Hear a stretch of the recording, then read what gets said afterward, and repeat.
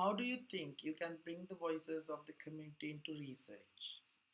Now, this is an interesting question because, in my experience, research is defined as a very scientific process, and it's done by people who have the academic and practical experience and the knowledge.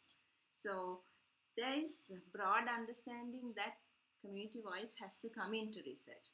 And I think what's important is the way about how we bring the voice of the community into research. So often what happens is research is designed and the process is designed within a small group of people, and the community voice is brought in by that group.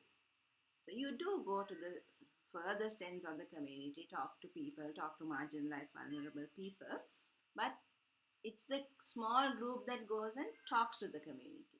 So from the point a discussion, like if it's focus group discussion or one-on-one interviews starts, there is a sifting of the information that comes from the community. So for example, if I design a research and I go to a rural area in Sri Lanka and talk to people, from the very beginning of my stepping into the community, I am making decisions, I am sifting the information, and I'm taking my ideas with me.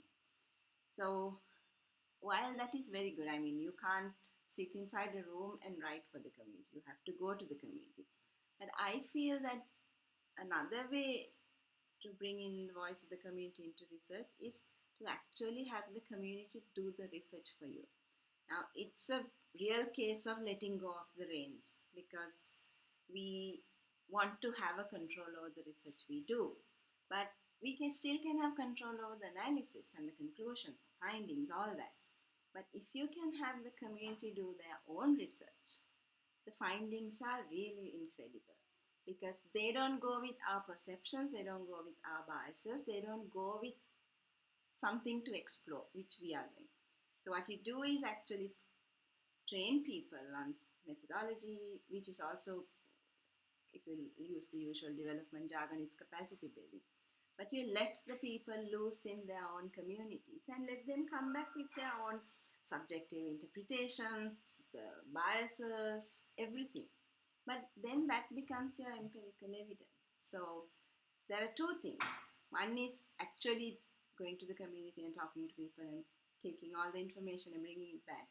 The second, more complex one is to actually let the community do the research for you. I mean, not that it's free of bias. I mean, it depends on people who do the research in the community.